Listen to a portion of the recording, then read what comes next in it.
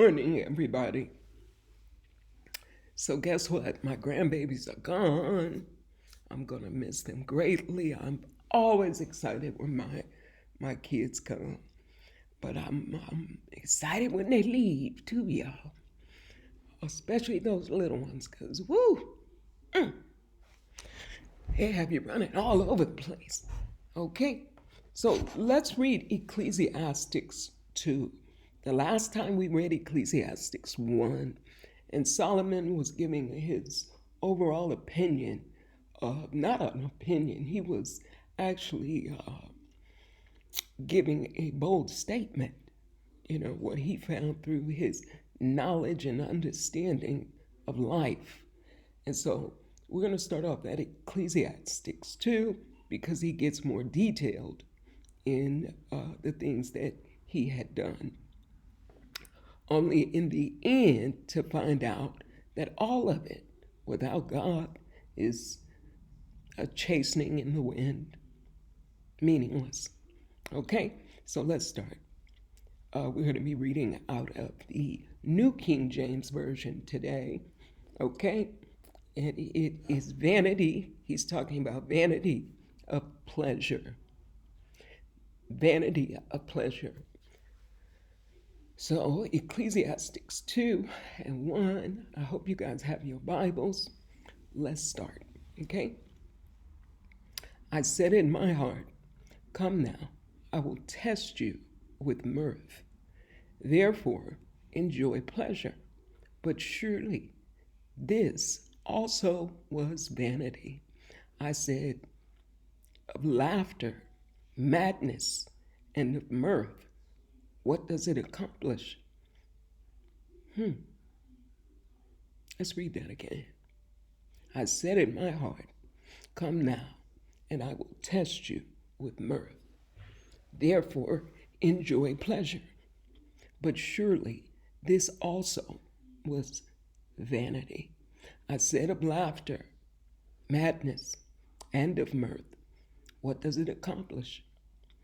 I searched in my heart how to gratify my flesh with wine while guiding my heart with wisdom, and how to lay hold on folly till I might see what was good for the sons of men to do under heaven all the days of their lives.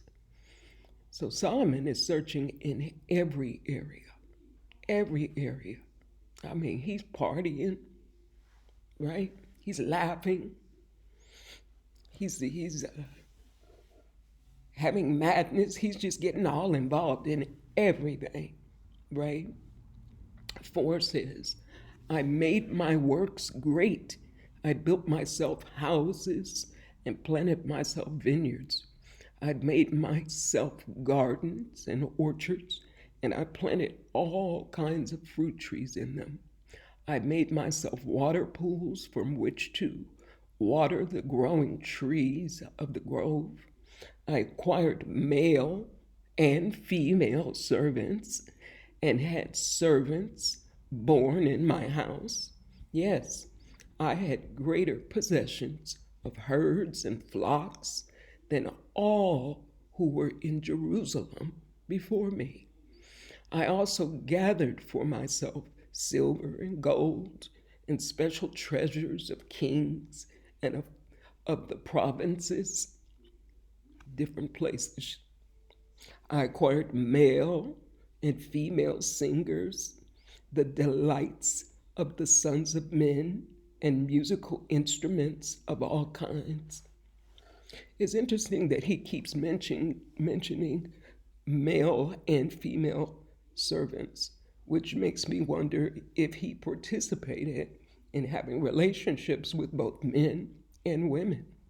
Like he's giving us an example of him doing and trying everything, right? Just to see what was the meaning of life, basically. So I became great and excelled more than all who were before me in Jerusalem. Also, my wisdom remained with me. Interesting. Whatever my eyes desired, I did not keep from them. I did not withhold my heart from any pleasure, for my heart rejoiced in all my labor, and this was my reward for all of my labor. Boy, I tell you, Solomon sounds like a lot of people. I can certainly uh, identify with what he's saying, especially in my younger years. Even being a child of God, even knowing that God exists, right? Still doing things and participating in things just in search of life, having fun, right? So 11 says, Then I looked on all the works that my hands had done, and on the labor in which I had toiled. And indeed, all was vanity and grasping for the wind. There was no profit under the sun. Wow. So he built houses and all that thing, all those things, right? I can identify with this, where, especially when you're younger, you want to accumulate things, you want to do things, and so you're putting your all into everything. Like they have this saying, right? Work hard, play harder. That's what it sounds like Solomon is saying. And he's even given himself permission to do that because of his achievements, right? But he's also saying, and indeed, all was vanity and grasping for the wind. There was no profit under the sun. The end of the wise and the fool. Now, this is very interesting, you guys. Listen to this closely. Then I turned myself to consider wisdom and madness and folly. For what can the man do who succeeds the king? Only what he has already done, right? For what can a man do who succeeds the king? Only what he has already done. Then I saw that wisdom excels folly, right? So folly is foolishness. Then I saw that wisdom excels folly, as light excels darkness. The wise man's eyes are in his head, but the fool walks in darkness. Yet I myself perceived that the same event happens to them all. So I said in my heart, as it happens to the fool, it also happens to me. And why was I then more wise? Then I said in my heart, this also is vanity, right? So he's saying there's no difference between a wise man and a fool. If you're both, even with your wisdom, you're still doing foolish things, right? For there is no more remembrance of the wise than of the fool forever, since all that now,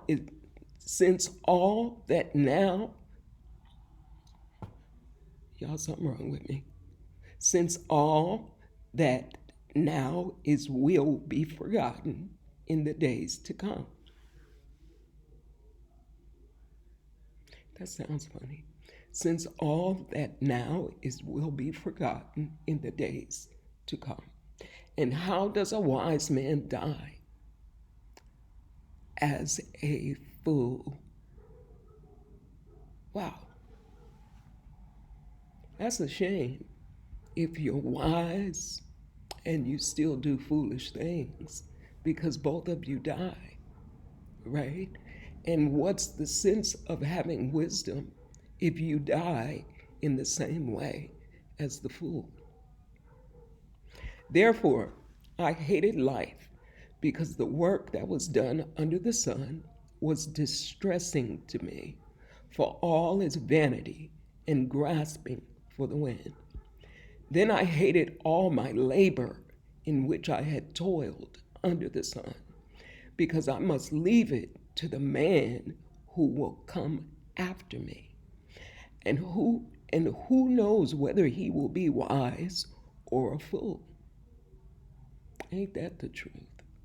So all the work you do, everything you've put into life, someone else ends up getting it.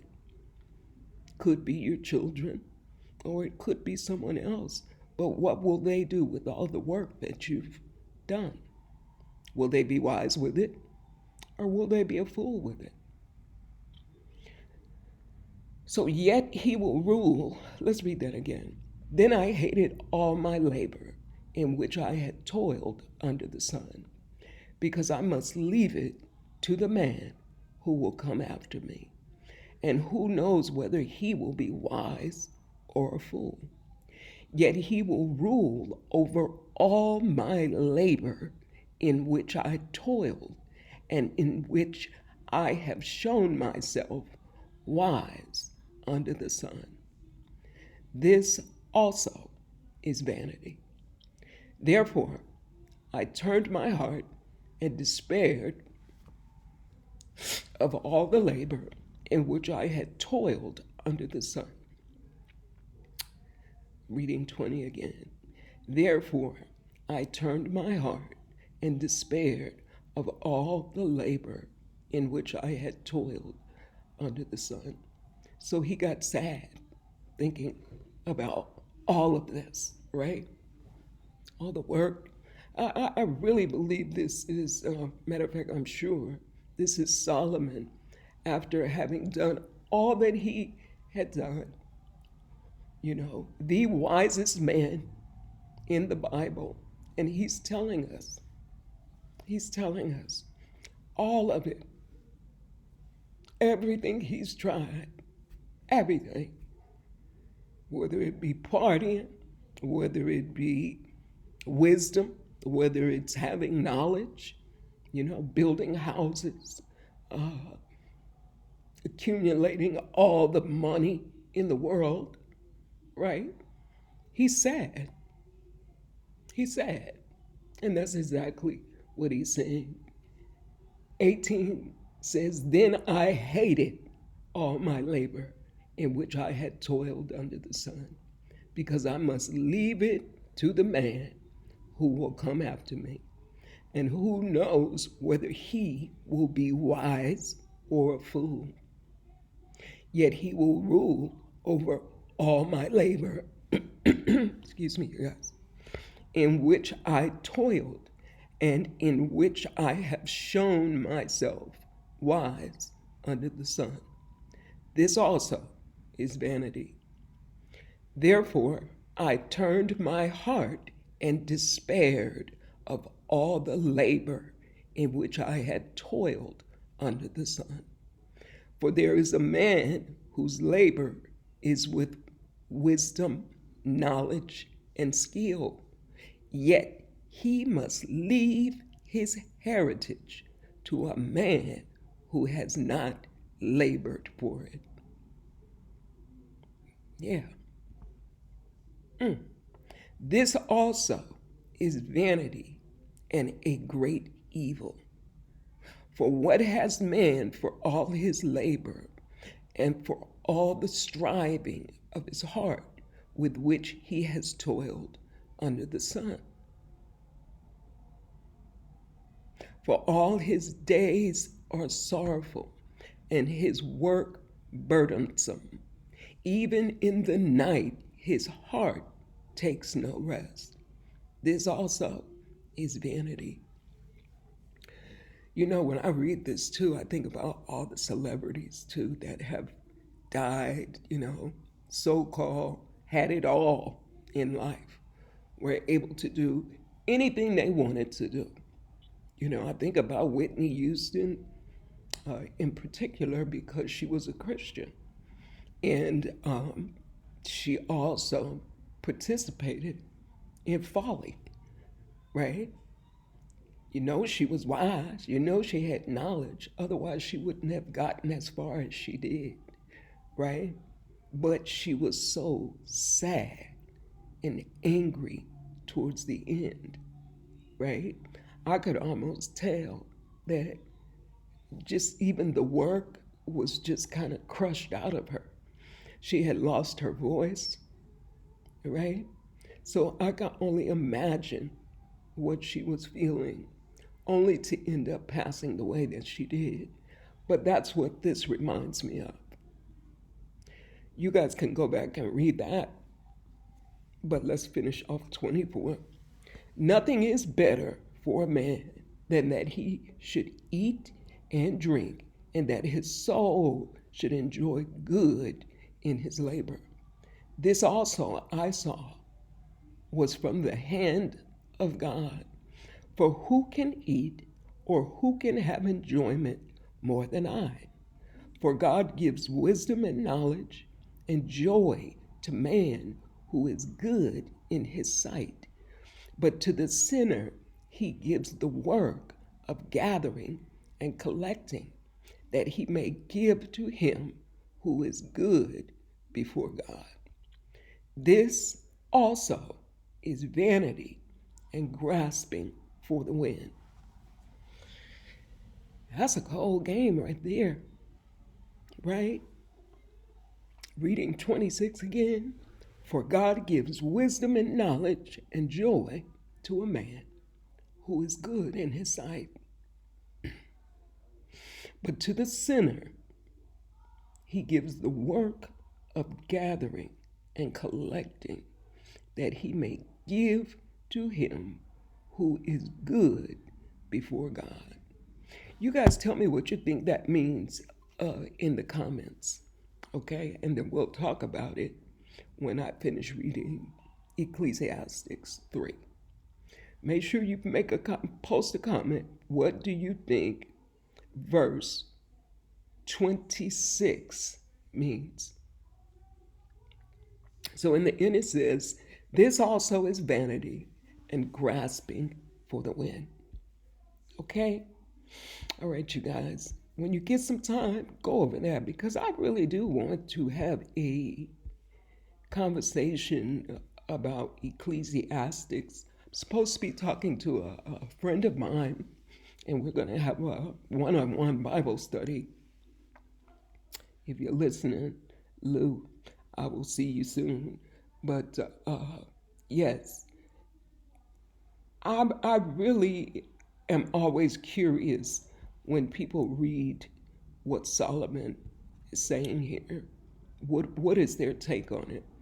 I know what my take is, because some of this, most of what I've read so far, I can identify with, right? Not as a king as he was, but I can identify with the message he's trying to give. And I can also identify with it because of, in my younger years, what was important to me and the things that I wanted to participate in. Even though I knew God, right? I still partied. I still drank. I still did what I wanted to do, only to find out that none of that really satisfied my soul, right? Oh, it was fun when I was doing it. Don't get me wrong. But ultimately, I ended up very sad, right? Very broken, right? And so to read this now in my life at 62, and by the way, I have a birthday coming up, but to read it now in my life, I can really understand what he's saying.